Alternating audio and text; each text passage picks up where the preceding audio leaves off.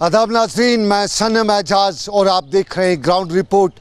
दुनिया की बड़ी बड़ी खबरों पर हमारी पहली नज़र। लेकिन शुरुआत वादी कश्मीर से, कोविड के कहर से। लगातार सुबह की शुरुआत अब कोविड की अमवात से ही आती हैं और आज सुबह भी पहली खबर या पहली हालत कश्मीर की बयान की गई तो बताया गया कि कोविड हुआ है और कोविड से मौत हुई है।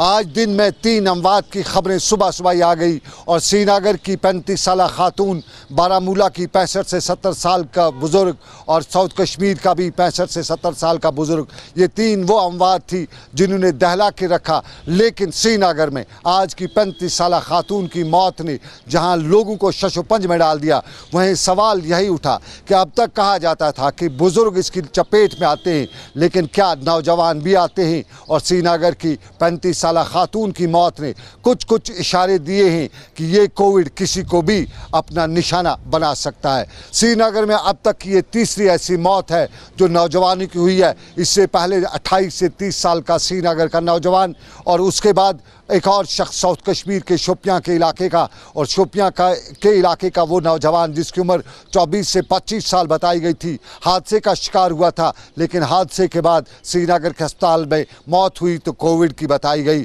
और आज तीसरी खातून जो हाइपरटेंशन का शिकार थी, करीबन 5 दिन उस अस्पतालों में ज़ेर इलाज थी, लेकिन आज ज़िंदगी की जंग हार बैठी। मौत का कारण, मौत की वजह, मौत काज ऑफ डेथ लिखा गया, कोविड लिखा गया। तो कुल मिला के दुनिया में कोविड का कहर, कश्मीर भी किसी से कम नहीं। और आए दिन जहां पॉजिटिव केसेस की तादाद 50, 60, 70, 100, 150 इसी तरह की आती है, वहीं आज भी खबर वही है कि राहत की दूर दूर तक कोई सांस नज़र नहीं आ रही है। और कोविड के ख़िलाफ़ इस लड़ाई में आज भी सवाल उठ रहे थे, लेकिन इन सवालात के बीच में खबर राजौरी से कि 17 नए केसेस पॉजिटिव आए हैं। कश्मीर में भी इसी तरह की खबरें हैं और 17 के पॉजिटिव केस आने के बाद राजौरी के इलाके में भी अफरा तफरी, राजौरी के इलाके में भी बंद। लेकिन श्रीनगर की हाई कोर्ट को भी आज बंद किया गया क्योंकि वहां तैनात सीआरपीएफ का एहलकार भी पॉजिटिव आया है। और श्रीनगर में इस सारे मामलात के साथ साथ हाई कोर्ट में जहां बंदिशें रही, पाबंदी रही,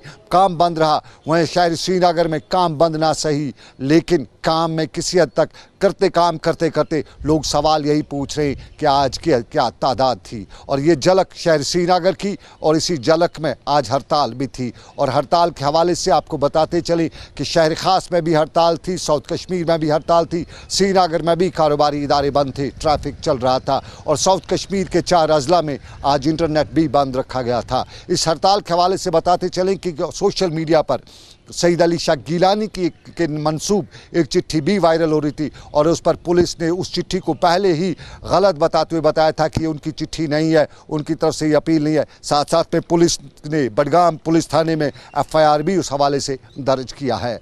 ये वो मामला जो सियासत से हट के है, लेकिन और भी मामलात हैं और इन्हीं मामलात में आपको बताते चलें कि सरकार की तरफ से भी एक नई जानकारी दी गई है। और जहाँ डिविजनल कमिश्नर कश्मीर बशीर अहमद खान ने आज वादी कश्मीर में पानी की किल्लत पर अफसोस का सख्ती का इजहार करते हुए बताया है कि पानी की श्रीनगर में किल्लत क्यों है। और उनने पीएचई डिपार्टमेंट यानी जल शक्ति डिपार्टमेंट को कल खसूसी तौर पे तलब भी किया है। लेकिन छिचकूट के टोल प्लाजा के हवाले से बशीर अहमद खान ने कल ही ऑर्डर जारी किए हैं कि छिचकूट के 20 किलोमीटर के दायरे में रहने वालों से टोल प्लाजा नहीं लिया जा सकता है। पहले आपको बताते चले कि छिचकूट के इस टोल प्लाजा पर आम लोगों से और ख़ास तौर पे छिचकूट के आसपास के इलाके के लोगों से माहाना तो करीबन 200 रुपये लिया जाता था। लेकिन अब फैसला यही आया है कि छिचकूट के आसपास के 20 किलोमीटर के दायरे में किसी से टोल प्लाज़ा नहीं लिया जा सकता है। ये टोल प्लाज़ा की खबर, लेकिन आपको हादसों की खबर आपको मालूम होगा, कंगन के नाले में, कंगन के दरिया में 2 बच्चे गए थे और उनकी मैयत को निकाला गया था। आज एक और जो बच्चा बचा था, 3 दिन के बाद उसकी मैयत को निकाला गया। और ये श्रीनगर की ईदगाह के इलाके का रहने वाला बच्चा 3 दिन गंगन और आसपास के इलाकों के और पुलिस की जान फिशानी से आज उसकी मैयत निकाली गई। चलिए, ये सूरत हाल का एक पहलू, लेकिन हम दूसरे पहलू पे चलेंगे। हमने बड़ी उम्मीदें लगाई थी, बड़ा जोर भी लगाया था सेक्रेटेरिएट को जम्मू से श्रीनगर मुंतकिल कराने के लिए, क्योंकि सरकार ने पहले फैसला लिया था कि सेक्रेटेरिएट मूव नहीं होगा। फिर आधा तेरा आधा मेरा करते हुए आधा लाया गया और हमने कुछ राहत की सांस ली थी। और इस राहत में यही हुआ था कि कश्मीरियों के काम निकलेंगे। होंगे। लेकिन सेक्रेटरीट के खुले हुए आज चौथा दिन है, लेकिन 4 दिनों में किसी आम शहरी को सेक्रेटरीट के अंदर जिसका कोई काम हो उसके जाने की इजाज़त नहीं है। सिर्फ इस सेक्रेटरीट में सरकारी मुलाजिम, वो मुलाजिम जो सेक्रेटरीट में डिप्लॉय हैं, उन्हीं को जाने दिया जाता है। आम लोगों को आउट ऑफ बाउंड रखा गया है। सेक्रेटरीट के बाहर के दरवाजे पर बाज़ाब्ता तौर पे 1 महीना पुराना एक ऑर्डर भी चस्पान किया गया है, जिसमें लिखा गया है कि आम लोगों को अंदर नहीं जाने की इजाज़त है और अंदर वही जा सकता है जो पहले अंदर बात करेगा, कोई सिफारिश लाएगा, तभी उसको अंदर जाने की इजाज़त दी जाएगी। ये वो मामला जो कश्मीर में लोग पूछ रहे थे और इसमें कोई गलत बयानी कहीं से नज़र नहीं आ रही है। साफ जाहिर है श्रीनगर का civil secretariat out of bound रखा गया है और आम लोगों के लिए जिनकी परेशानियां हैं, जिनके मसाइल हैं, जो दूर दूर से आते हैं ताकि श्रीनगर में अपने मसाइल की दादरसी की जा सके, एडवाइज़र से मिला जा सके, चीफ सेक्रेटरी को बताया जा सके। लेकिन जब जाने की इजाज़त ही नहीं तो मसाइल कैसे होंगे? और नाउमीद होके वो भी लोग आते हैं यहाँ से, नाउमीद होके वापस जाते हैं। ये सेक्रेटरीट के यानी बड़े दरबार की खबर, लेकिन बड़े दरबार के साथ एक और ख़बर बड़े दरबार के साथ जुड़ी। आईपीएस बसंत रथ का नाम आपने सुना ही होगा। ट्रैफिक में रहे थे, इन दिनों डिज़ास्टर मैनेजमेंट के साथ साथ होमगार्ड में आईजी तैनात थे, लेकिन आज बाज़ाब्ता तौर पे उन्हें सस्पेंड भी किया गया है। सस्पेंशन का अंदेशा पिछले कई दिनों से लग रहा था और लग रहा था सोशल मीडिया पे जिस तरह से ट्वीट्स आ रहे थे, जिस तरह से पोस्ट आ रहे थे, उसको देख के लग रहा था कि बसंत रथ पे कांच ज़रूर गिरेगी। और आज आखिर हुआ भी। बसंत रथ को बाज़ाब्ता तौर पे सस्पेंड किया गया है और इस सस्पेंशन की वजह बताया जाता है, 2 वजह बताई जाती है। एक वजह बताया जाता है कि सस्पेंशन बसंत रथ और उनके डीजी यानी दिलबाग सिंह के दरमियान जो तलख मामलात थे, उन्हीं तलख मामलात को जब अवामी प्लेटफार्म पे बसंत रथ ने पहुंचाया तो डिसिप्लिन शिकनी का उससे मुर्तकब पाया गया और उसके बाद उन्हें आज डिसिप्लिन शिकनी का पादाश में उन्हें सस्पेंड किया गया। और उसके साथ साथ दूसरी खबर ये भी है कि पीडीपी लीडर खुर्शीद आलम ने 1 हफ्ता पहले बसंत रथ के ख़िलाफ़ बाज़ाब्ता तौर पे पुलिस थाना हुमामा में नालिश दर्ज कराई थी और उसी नालिश को बुनियाद बनाते हुए मरकज़ी सरकार होम मिनिस्ट्री ने बसंत रथ को सस्पेंड किया है। बसंत रथ कश्मीर में काफ़ी मकबूल भी है और ख़ास तौर पे उनका जो पब्लिक एटीट्यूड है और एटीट्यूड के साथ साथ जिस तरह उन्होंने नौजवानों को पढ़ने और पढ़ाने में जो मदद की है, किताबें डिस्ट्रीब्यूट की, उस हवाले से उन्हें काफ़ी लोकप्रियता यहाँ मिली हुई है। लेकिन आज के बसंत रथ का फैसला और इस फैसले से लोगों में क्या कुछ होगा वो वक्त ही बताएगा। लेकिन फ़िलहाल बात शहर में गूंज रही है और बात की बात करें तो बात सरकार के एक फ़ैसले पर भी गूंज रही है। कल श्रीनगर में सरकार ने फैसला लिया था कि आज बागात को खोला जाएगा, गार्डन्स एंड पार्क्स को खोला जाएगा, लोग वहाँ जा सकते हैं। टेंशन है लोगों को और इसी टेंशन में एक वाहिद ज़रिया जो एंटरटेनमेंट का कश्मीर में है वो पार्क्स एंड गार्डन्स हैं। लोग जाएंगे कुछ घंटों के लिए और उसके बाद पार्क्स एंड गार्डन्स में इस कोविड के दौरान लोगों के जाने पर, सरकार के फैसले पर लोगों में कई तरह के मुज्जाद ख्यालात भी हैं, मुज्जाद बयानात भी हैं। लोगों की अपनी अपनी राय है। पीडीपी से ताल्लुक़ रखने वाले मोहम्मद यासीन भट्ट जो पीडीपी के सीनियर लीडर हैं, जहां इसी मामले से पहले पीडीपी सदर महबूबा मुफ्ती की रिहाई का हर मंच पर मुतालबा करते रहे, आज भी उन्होंने इस पर अपना रद्द-ए-अमल करने से पहले जहां महबूबा मुफ्ती की रिहाई का मुतालबा किया, वहीं सरकार के इस फैसले पर भी अपना रद्द-ए-अमल कुछ यूँ जाहिर किया। मेरी गवर्नमेंट ऑफ इंडिया से और रियासत जम्मू कश्मीर एलजी सरकार से मोदिमाना गुजारिश है कि अगर पार्कों में जाने के लिए और गार्डनों में जाने के लिए बाकायदा तौर पर ऐलान किया गया है तो मस्जिदों में जाने के लिए पाबंदी क्यों? मेरी मरकज़ी सरकार से अदबन गुजारिश है और एलजी सरकार से अदबन गुजारिश है कि वो मस्जिदों में जाने के लिए लोगों को नमाज पढ़ने के लिए बाकायदा तौर पर एक ऑर्डर सादिर करे। चलिए, कोविड पर बागात को खोले जाने पर मोहम्मद यासीन भट्ट पीडीपी के लीडर का रद्द-ए-अमल, लेकिन आपको बताएं कि आम लोग भी इस पर अपना रद्द-ए-अमल जाहिर करें और इसमें मुज्जाद रद्द-ए-अमल जाहिर करते हुए लोग ये भी पूछ रहे हैं कि मस्जिद में जाने की इजाज़त नहीं, गुरुद्वारा खोला नहीं जाता है, मंदिर में माथा टेकने की इजाज़त नहीं, तो फिर इस कोविड के दौरान ये पार्क्स और गार्डन्स के खोलने से कहीं ये वबा और तो नहीं फैलेगी? सरकार की एसओपीज़ अपनी जगह पे, लेकिन उन्हीं एसओपीज़ के बीच में जहां पूरी दुनिया इस वक्त लॉकडाउन की बातें करी है, वहीं ये खोले जाना कहीं सरकार का फैसला और इस फैसले से आवाम को नुकसान तो नहीं होगा? हम सरकार से ये कहना चाहते हैं कि अगर आप पार्क्स को खोल रहे हैं तो यहाँ की जो इबादत गाहें हैं वो बंद क्यों है? यहाँ का जो ट्रांसपोर्ट सिस्टम जो है वो बंद क्यों है? अगर आप देखें तो सरकार ही है जो इसमें लायतुल कर रही है। अगर सरकार ने इसमें कोई कदम नहीं लिया तो बड़े पैमाने पे यहाँ तबाही होगी। सरकार को चाहिए कि ऐसे फैसले जो इन्होंने किया है वो बिल्कुल भी रद्द होने चाहिए। अब देखिए यात्रा का उन्होंने किया है, सारी दुनिया तो बंद पड़ी है। अब देखिए मुसलमानों का सबसे बड़ा फरीज़ा जो हज है वो बिल्कुल बंद है, वहाँ किसी को आने की इजाज़त नहीं है। गर्ज़ुगारत ये है कि लोगों की सेफ्टी चाहिए, लेकिन बदकिस्मती की बात यह है कि यहाँ पे जो है यात्रा तो चालू है लेकिन आपकी जो पार्क्स है वो खुली है। तो अगर पार्क्स खुली रहती है तो लोग भी इतने हैं जो SOP फॉलोज नहीं करते हैं। हम हालिया दिनों में देखेंगे लोगों का रश जो है बढ़ गया है, ज़बरदस्त रश बढ़ गया है। लेकिन अगर पार्क्स खुली है तो सोशल डिस्टेंसिंग का कोई नाम ही नहीं रहेगा, क्योंकि पिकनिक स्पॉट जो है वहाँ पे थोड़ी ये रहेगा। तो इसलिए हमारी सरकार से ये अपील है कि इस फैसले को, जो लोगों की वबाली जान के लिए बहुत ही खतरा है लोगों के लिए, उनको चाहिए कि ये वो फैसला वापस ले। कोविड के दौरान बागात को खोलना एक पहलू, लेकिन इस पहलू के मनफी नताइज भी लोग बता रहे हैं। और श्रीनगर में गुरुद्वारा शहीद बंगा साहब बरजुला में आज सिख फिरके से ताल्लुक़ रखने वाले लोगों ने भी एक प्रेस कॉन्फ्रेंस के दौरान सरकार तक बात पहुंचाने की कोशिश की। इस वक्त कोरोना पीरियड चल रहा है, या तो अर्ली इलेक्शन की जाए, हम या अर्ली इलेक्शन के हक़ में हैं या इन्हीं कमेटियों को आगे और काम करने का मौका दिया जाए। ऑलरेडी हमारी कमेटियों का पिछले 1.5-2 साल में बहुत ही नुकसान हुआ, क्योंकि यहाँ हालात आप सारे ही जानते हैं कैसे नागुज़ीर रहे। काम जो हमारे थे वो नहीं हो सकते, जो हमारे प्रोजेक्ट हैं वो चल रहे हैं। हम उन प्रोजेक्टों को और टाइम हमें मिलेगा, पाई तकमील तक पहुँचाएंगे। उसके बाद अगर गवर्नमेंट हमें इलेक्शन करवाती है तो हम उसके हक़ में बिल्कुल हैं। अर्ली इलेक्शन हो जाए हम उसके बिल्कुल हक़ में हैं। लेकिन अगर कोई और तरीका सिलेक्शन या किसी और सीवर टाइप या किसी और लोग अपने नॉमिनेट करेंगे, अपने अफसरशाही करेंगे, वो हम उस चीज़ को बर्दाश्त नहीं करेंगे। यही हमारी एक मोहतरमा अपील गवर्नमेंट से। हमारी ये भी मांग है गवर्नमेंट साहब से कि जैसे पार्क है या टूरिस्ट प्लेस वगैरह जो उन्होंने खोले हैं, हमारे जो भी यहाँ खुदा के धार्मिक स्थान हैं, जितने भी खुदा के घर हैं, गुरुद्वारे हों, मंदिर हों, मस्जिदें हों, ज़ियारतें हों, उनमें भी प्रॉपर SOP के तहत हमें इजाज़त दी जाए। तो लोगों को भी चाहिए उसके पर अमल करना, जो गवर्नमेंट की SOP है उस पर अमल करके अपनी तरह से इबादत की जाए, क्योंकि एक ही वाहिद रास्ता है मुश्किल से निकलने का, वो है घर, भगवान का घर। सरकार तक बात सिख फिरके से ताल्लुक़ रखने वाले लोग भी पहुंचाना चाहते हैं। और श्रीनगर की प्रेस कॉलोनी में किर्गिस्तान में फंसे बच्चों के वालिदैन भी आए हुए थे।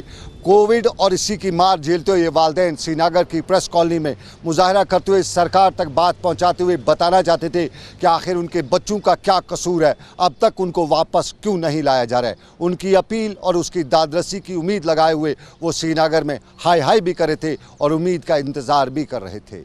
बच्चे जो हैं वो किर्गिस्तान में फंसे हुए हैं, वो वहाँ पे MBBS कर रहे हैं। तो उनकी वहाँ से वापस आने के लिए जो था उनको एम्बेसी के ज़रिए ये पहले दिया गया था कि आप बैठिए हॉस्टल में, आपको कन्फर्मेशन ये मिल जाएगी, टिकट कन्फर्मेशन के लिए मेल आ जाएगा। लेकिन अब पूरी तरह लगभग 1 महीना हो गया, नहीं मिल रही है। कुछ बच्चों को मिल गए, कुछ बच्चे इवैक्यूएट हुए हैं। तो लेकिन ये बच्चे हैं, उनकी सबसे बड़ी प्रॉब्लम है कि वहाँ पे उनको हॉस्टल फैसिलिटीज़ बंद हो गई हैं, उनका मेस बंद हो गया, उनको अब खाने के लिए कुछ भी नहीं है। वो बाहर भी नहीं जा सकते हैं, बाहर से कुछ ला भी नहीं सकते हैं, क्योंकि वहाँ पे सारा लॉकडाउन पड़ा हुआ है। तो हमारी ये रिक्वेस्ट है गवर्नर साहब से कि मेहरबानी करके, it is a request, humble submission, मेहरबानी करके हमारे बच्चों को वापस लाने के लिए इंतज़ाम करें।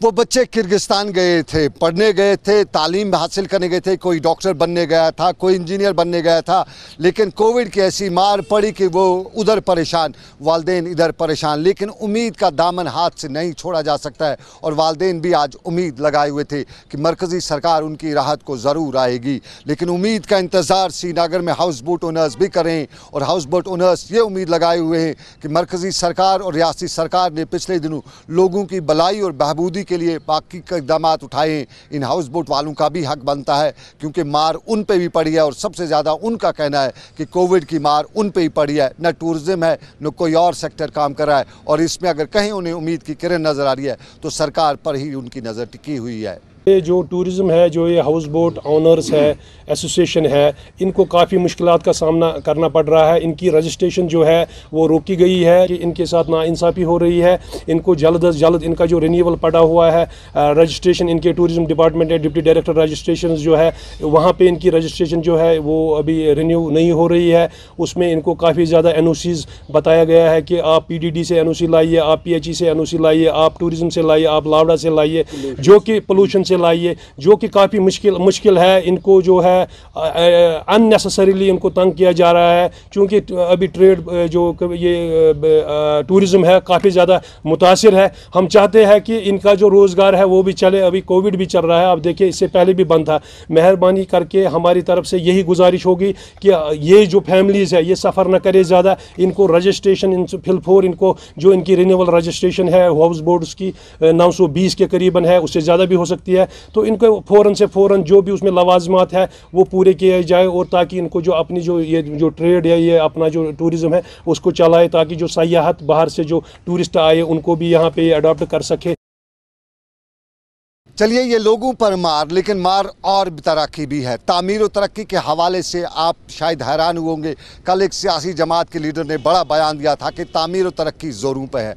अगर वाकई कश्मीर वादी में तामीर और तरक्की ज़ोरों पे है तो ज़रा ये श्रीनगर के बीचों बीच इरम कॉलोनी छानपुरा का हाल अहवाल भी देखिए, जहाँ तामीर और तरक्की का नक्शा कुछ इस तरह से बयान किया जा रहा है। ज़रा ये डोज़र जैसे बड़े बड़े पत्थर भी देखिए, और पत्थरों के साथ साथ जो सूरत हाल वादी कश्मीर के मुख्तलिफ इलाकों में है वो भी आपकी नज़र ही होगी, उस पर आपकी नज़र ही होगी, और आपको मालूम होगा कि कितनी तामीर और तरक्की है, कितना सब कुछ खूबसूरत बन रहा है, सब कुछ बदल रहा है। और इस बदलाव में अगर कहीं बदल नहीं हो रहा है तो इरम कॉलोनी ही शायद बदकिस्मत कॉलोनी ऐसी होती है, हो सकती है, जहां नहीं है। ये एक सियासी जमात के बयान के पस मंज़र में ज़रा सूरत हाल समझने और देखने की ज़रूरत है। मुहारिश में लोग आ गए हैं, अच्छी खासी सड़क थी, उसके ऊपर वो कहाँ से लाया, पहलगाम से लाया, कहाँ से लाया, उतने वो आर पाल बनान यमो गाड़ी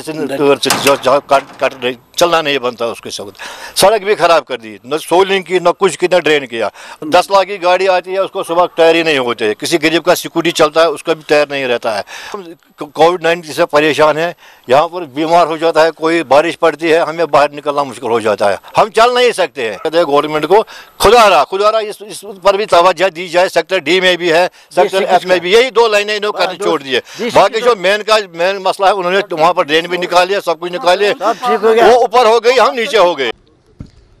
चलिए, ये श्रीनगर का हाल, तो ज़रा दूर दराज के इलाकों का हाल भी दिखाएं आपको। हंदवाड़ा के बाज़ार का हाल भी दिखाते हैं। ज़रा गौर से देखिए, स्वच्छ भारत कितना हुआ है यहाँ पे, तामीर और तरक्की कितनी हुई है, और स्वच्छ भारत की इससे और बड़ी मिसाल शायद कहीं और ना भी मिले। किस तरह से कूड़ा करकट एक जगह ही जमा है, पूरे बाज़ार में है, फैला हुआ है। वो अलग बात है, कोई उठाने वाला नहीं है। ये हंदवाड़ा बाज़ार का, और इस हंदवाड़ा बाज़ार की हालत बताया जाता है कि वहाँ की मुकामी इंतज़ामिया ने ही की है, जो इस सारी हाल के लिए जिम्मेदार भी है।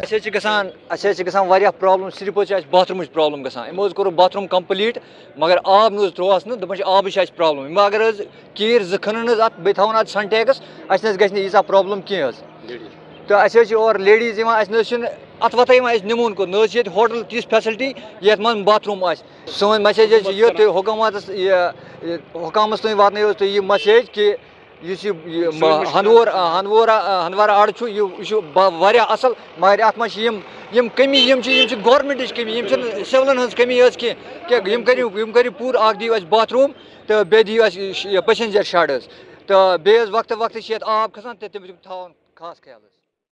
चलिए, हंदवाड़ा के बाद रुख श्रीनगर का करते हैं, जहां कुछ हो भी रहा है। डल झील में कुछ हो रहा है, एक्टिविटीज़ डल झील में दिखाई जा रही हैं, और आज भी डल झील में डिमोलिशिंग ड्राइव जारी रही, और डल झील के कोतरगंड नाले में की सफाई सुथराई हुई। वो अलग बात है कि सारे सूरत के दौरान कुछ लोगों ने यहाँ नाजायज़ तामीरात भी खड़ा कर रखी थी, और डल झील के लावड़ा यानी lakes and waterways development authority के हुकाम ने आज बाज़ाब्ता तौर पर सफाई सुथराई की, डिमोलिश किया, और ये भी यकीन दिलाया कि किसी को भी गैर कानूनी तौर पर के डल झील के में ढांचे खड़ा करने की तामी इजाज़त नहीं होगी। डल झील का हाल अहवाल, लेकिन चाडूरा के बच्चों के लिए आज का दिन खुशी का दिन था। चाडूरा के इलाके में बच्चों के लिए खेल का मैदान नहीं था। बड़ी उम्मीद थी, बड़ी तलाश थी, लेकिन तलाश बर नहीं होती थी।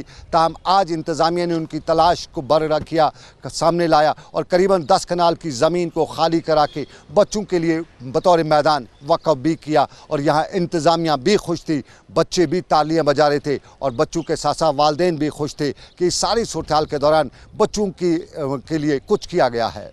लिए हमने सबने रेवेन्यू डिपार्टमेंट है, म्यूनसिपल कमेटी चाडरा है और यूथ जो है चाडरा का, इन्होंने साथ मिलके जो है हमने ये लैंड आइडेंटिफाई किया जो कि राउंड अबाउट 8 to 10 कनाल्स हैं।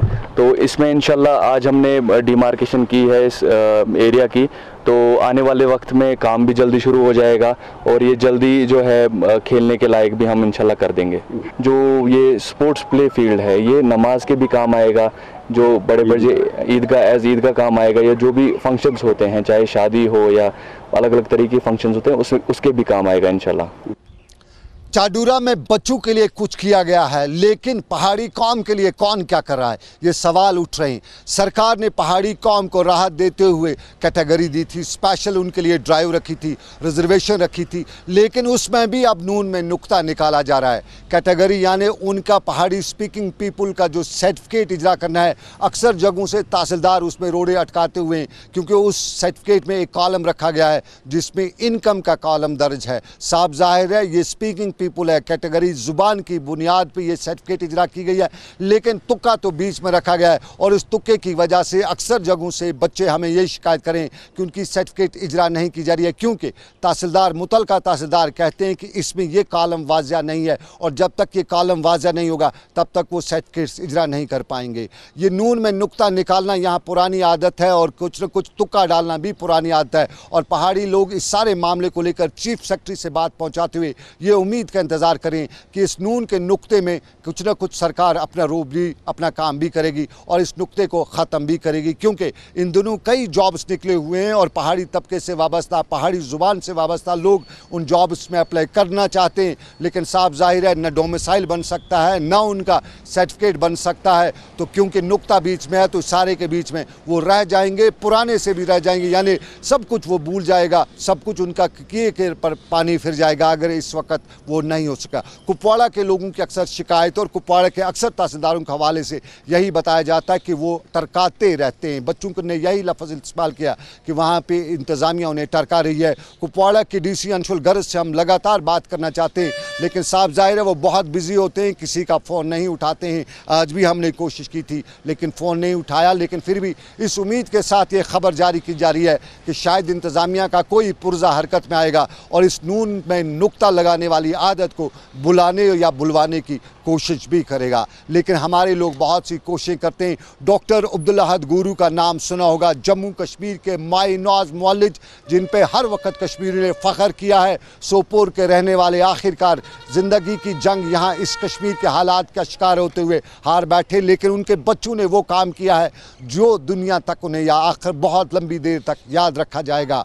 कश्मीर में अपना झंडा ऊँचा किया है और कश्मीर में कश्मीर की सहाफ़त और कश्मीर की तारीख को उन्होंने अमेरिका में भी जिंदा रखा है और अमेरिका के करीबन 70 साल पुराने चर्च को खोलकर उन्हें कश्मीरियों के नाम वक़्फ़ किया है। जी हाँ, उनके फर्जंद डॉक्टर लुबना गुरू जो उनकी अहल बहू है और उसके साथ साथ उनके फर्जंद डॉक्टर खुर्शीद गुरू ने ये मार्का सर अंजाम दिया है, यानी अहलिया और शौहर, हस्बैंड और वाइफ ने अमेरिका के 70 साल चर्च को ख़रीद के कश्मीरियों के नाम वक़्फ़ किया है, जहाँ कश्मीर की तहज़ीब होगी, जहाँ कश्मीर की तारीख़ होगी, जहाँ कश्मीर की विरासत रखी जाएगी। बाप बड़ा और बाप का नाम रोशन कर रहे हैं औलादें भी, और डॉक्टर खुर्शीद के साथ साथ डॉक्टर लुबना, डॉक्टर गुरू का नाम ज़िंदा रख रहे हैं। तो फ़िलहाल श्रीनगर से इस उम्मीद के साथ आपसे इजाज़त चाहूँगा कि रब कायनात की रही मर्ज़ी आपसे फिर होगी मुलाकात। मुझे मेरे साथी आबिद कादिर के साथ दीजिए इजाज़त। अल्लाह आपका मेरा सबका